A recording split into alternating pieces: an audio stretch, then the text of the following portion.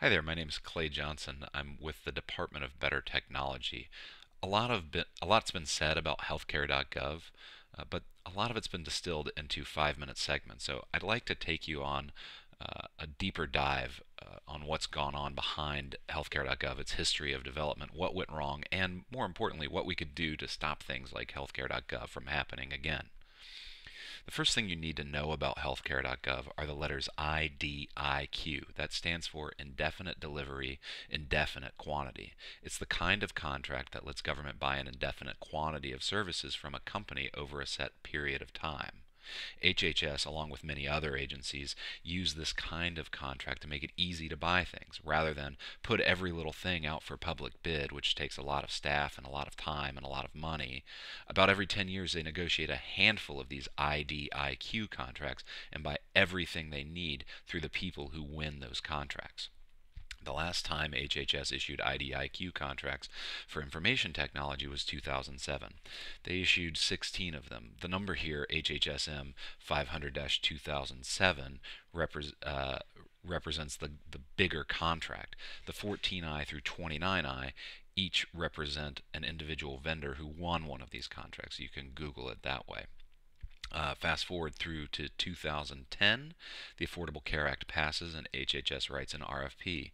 They chose to limit the people who could bid on the contract to these 16 IDIQ contract holders for expediency. See, if you open up the bidding process to just anybody, it takes a lot of time because just anybody could, in fact, protest the award to somebody else. So they could effectively gum up the works with a lot of bureaucratic headaches. It probably would have taken just about 18 months just for them to do the vendor selection otherwise. That's half the time that they had to build the site. So they put out this RFP, they sent it to these 16 IDIQ contracts. They got 4 bids back. I speculate that those bids are from IBM, QSSI, CSC, and CGI Federal. That speculation comes from talking to a bunch of journalists who seem to corroborate that, but I don't have any citations. And while almost all of these vendors had some piece of the pie, the prime contract went to CGI Federal. So CGI Federal, that's HHSM 500 2007 00015I. They're the ones who were the prime contractor on this. And you can take this award number here and Google it and get all kinds of different and interesting information. And while being the prime contractor on this project is important and worthy of a lot of scrutiny, it's also worth noting that a lot of the Affordable Care Act took a lot of other agencies to work on. So a bunch of your typical cast and characters like Northrop Grumman, Booz Allen Hamilton, Lockheed, they all built parts of this, but CGI Federal was sort of the large, big contractor behind this. So that contract value was worth $630 million. Now, that's a really weird number. Rather, the numbers behind this have been sort of strange.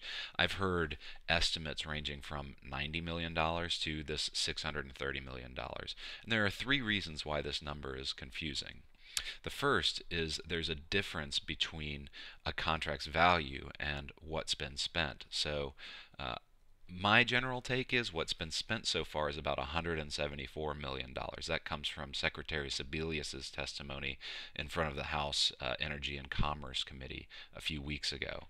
And $630 million is how much the contract's total value is. So that's how much money has been set aside to pay this particular vendor and subcontractors through this contract. The other reason why the number is strange is because obviously that number changes on a day-to-day basis. So this is a chart of healthcare.gov's cost over time, and one interesting thing you can see is that October was a big month for healthcare.gov spending. In fact, they spent well over $70 million since October the 1st, since the site broke. And the third reason why the number is difficult is because the accounting systems inside of government are also large federal IT projects. They're buggy and outdated and don't have the advantages of getting media stories written about them like healthcare.gov. So for anybody who cares about their tax dollars, this should be terrifying. So back to our timeline here. We all know that Healthcare.gov didn't pan out well. It was a buggy launch with frustrating errors. They couldn't handle scale, and it was also filled with really sloppy code and thoughtless design. So, what caused it? It's worth taking a step back. The Standish Group recently released a report and took 10,000 federal IT projects. They found that 94% of them, that's the gray area here, had some kind of significant problems. 41% of them failed completely. 52% of them were significantly over budget or delayed, and only 6.4% of them were successful. And taking a look at the timeline of large federal IT projects, uh, we can see that this happens time and time again. Um, we have healthcare.gov, sam.gov was a disaster last year, usajobs.gov. At the state level, it happens with the Massachusetts Department of Revenue has had a fiasco. Miami-Dade Schools had a fiasco. SBInet, CityTime. I mean, the history of federal IT projects is also a history of just total and abysmal failures. But it should be noted that the private sector also has problems.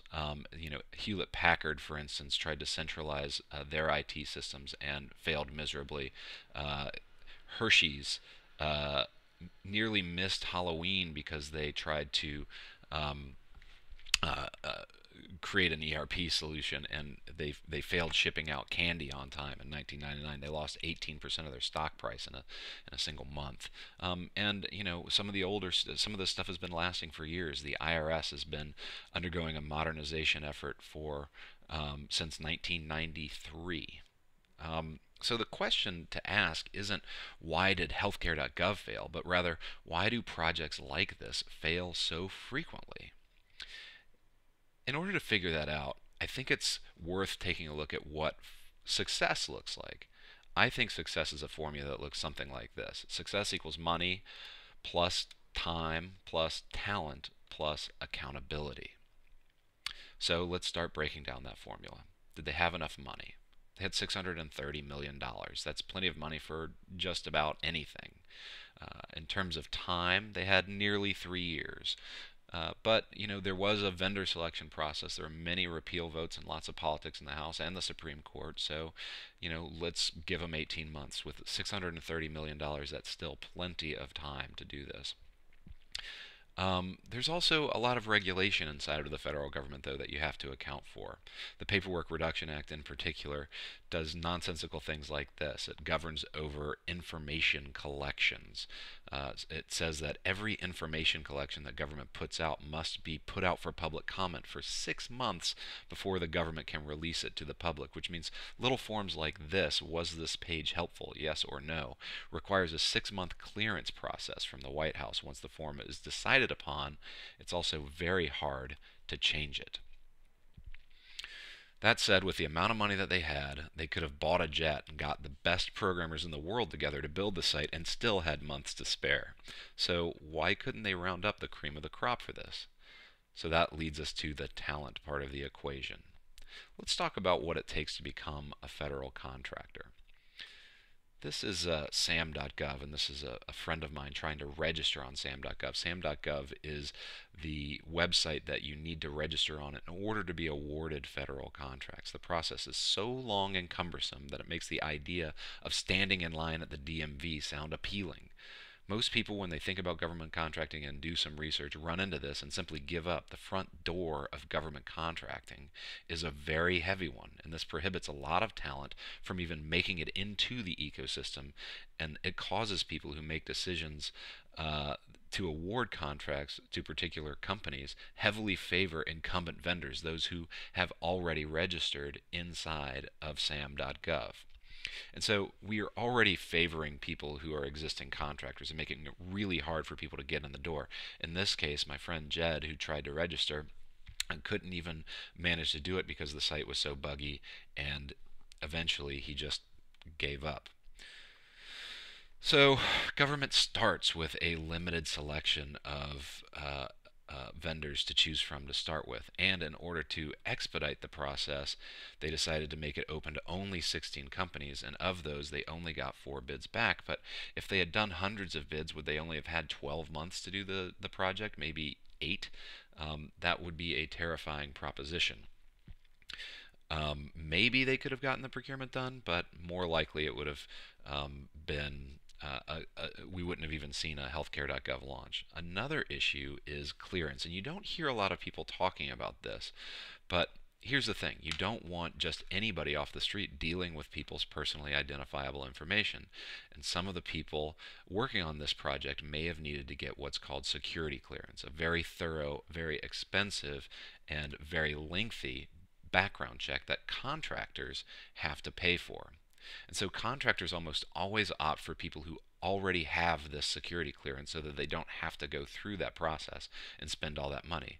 This means from a business standpoint, if you're CGI Federal, you're almost always going to choose to hire a bad programmer with a high clearance over a talented programmer with no clearance. It should also be noted that the clearance process lacks some imagination. Here's my favorite question from the clearance form. Have you ever knowingly engaged in any acts of terrorism? Please check yes or no. And while that's hilarious, this leads to really significant problems. The whole system results in a huge talent problem. Government selects from a limited number of contractors who can hire from a limited set of talent, and this is why Barack Obama can have a really great campaign web team to get him elected, but can't get a website like Healthcare.gov off the ground. And the outcome of this is the more that we spend on a project, the more probable it is that it will fail. So let's cross talent off of our list. We've lost talent. So what about accountability? Let's take a look at accountability. And when we think about it, we come to the conclusion, and we keep asking the same questions. How come nobody knew what was going on with Healthcare.gov, and how do these people keep getting hired?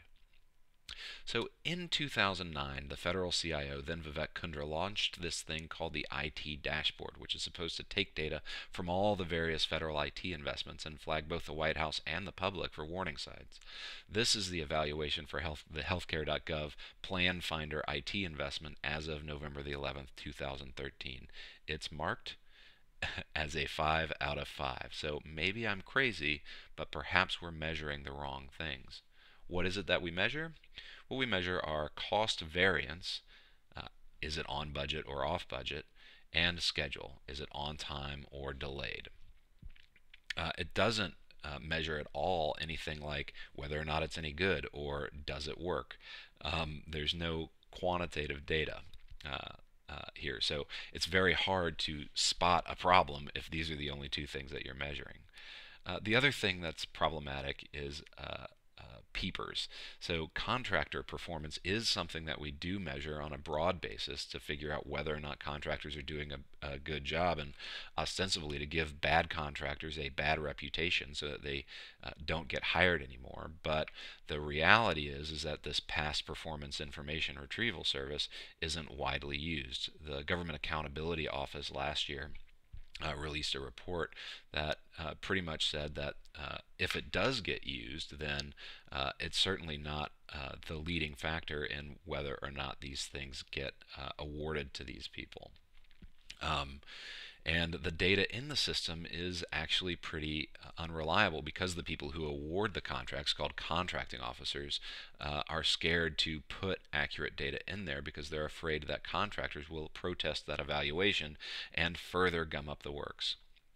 And finally, a lot of people worry about and wonder about the CTO of the United States, Todd Park, and the CIO of the United States, Steve Van Rokel. How come they didn't fix this? Aren't they ostensibly in charge of all technology in the government? I wish they were, but the positions that they have actually have very little ability to tell an agency what to do. Todd Park, for instance, the CTO of the United States, doesn't serve in any operational capacity. He's a policy advisor and an innovation advisor to the White House. And when I worked in the administration, he had one member of staff and reports to the head of the Office of Science and Technology Policy, not the President of the United States or his Chief of Staff. So unfortunately, across government, the only thing that these guys can do is rely on that flawed data in order to figure out whether or not to tell the president that something's going on. So now we have a good handle on our problem. If success equals money plus time plus talent plus accountability, then we're flat out missing any talent and accountability. That's our problem. So how do we fix it? First, let's talk about talent. We need someone to take charge of the entire procurement system and have a more holistic view of the supplier ecosystem. This is a timeline of the uh, the top 25 government contractors and when they were founded. Now, if you go through these, you'll find that the newest government contractor, the newest top 25 government contractor is here, SAIC, and they were founded in the mid 70s. So when your government contractors are all 30 years old and older, that's a sign of entrenchment compared to the technology space. The top 25 technology companies are not all greater than 30 years old. So the only way to get that competition started is by streamlining business registration. I would suggest that we make it a bit like TurboTax, that we create a way for the for SAM.gov, that terrible registration process, to use the private sector to handle these registrations to compete for who can build the best user experience. Imagine, for instance, the good that we could do in this sector if we made it so that someone could register to contract with the federal government at the same time that they were filling out their incorporation paperwork or doing their annual filings. We've got to make it as easy as possible for businesses to register to compete for contracts if we want anything to change. And we want to disrupt this stagnant ecosystem. The other thing to think about is what's called the simplified acquisition threshold. It's sort of like the opposite of the IDIQ contract, but with a similar result. If you buy something small, you can do it quickly. And it's there because we don't want the taxpayer to spend $100,000 in staff time trying to save money on a $50,000 purchase. Right now, if government wants to buy something for less than $150,000, then it's pretty easy. Let's increase that number to, say, $500,000 for information technology and earmark it specifically under statute for small businesses. This will drive CIOs and people in charge of technology in agencies to get the price down under this number and perhaps do things more modularly rather than buy lots of big things. And that 500K number is based on what it would take for a team of, say, 4 people to create a small product and support it for a year and be able to take a profit. Now, obviously, we also want to streamline the clearance process. We want to make it easier for people to get clearance, and we want to make it cheaper and more affordable for contractors to get that clearance. And let's make it focus on work quality as much as we do, their personal history. A lot of these problems are also cultural. The language of technology is different than the language of government, and if government wants good vendors to work for it, it needs to start speaking the language of technology, not expecting all vendors to speak the language of government. Otherwise, the people who are going to win these contracts will continue to be the ones with the best lawyers and not the ones with the best programmers. And our system needs an overhaul of design too. We need to make it easier to bid on contracts. Right now, this is what it looks like to bid on a government contract. A document in a dialect of English that very few speak, that doesn't even make it obvious how to bid on the contract. Contrast that to ScreenDoor.io. This is a product that my company makes that's modeled after a project that we led while we worked inside of the federal government called RFP-EZ. See how easy it is to bid? You just click on this button. By making RFPs easier to understand and by making it easy and obvious how to bid, we managed to reduce the average bid price down by 30%, and that's just for simplified acquisitions of under $150,000. And we got 250 new businesses competing for government contracts with no changes to the law, just simple good judgment, good language, and good design. Finally, let's talk about accountability. if we start looking to at other countries to see if they've had this problem, one country that we can learn from is the United Kingdom. A few years ago in the United Kingdom, they had its own Healthcare.gov moment where they spent $12 billion overhauling the technology behind the National Health Service. It was an unmitigated disaster. So they stood up this thing called the Government Digital Service. It's a cabinet office in charge of all technology government-wide. It's given full authority over all technology. They created 300 people internally to do a lot of the tech work and have managed to get savings of over $20 million a year by centralizing the decision making and by creating accountability inside of this office. So I suggest we go and use a GDS. We create a GDS pilot inside of the United States. We should start with something small and see how much money it saves and grow it from there, and perhaps fund it based on the savings that come out of the pilot. So we could do an initial staff of about 50 people, 30 developers and designers, 10 agency liaisons who work with agencies to create better RFPs, create better contracts, and hold those vendors accountable for their work and maybe help manage that work. And we'll throw in 10 people for administrative overhead, and let's pay those people really, really, really well. Now, that last part gets people a little scared because they say, well, we've got to abide by the schedule. But I think we should go outside of the schedule of government payroll and pay these people professionally, just like we pay doctors at the NIH.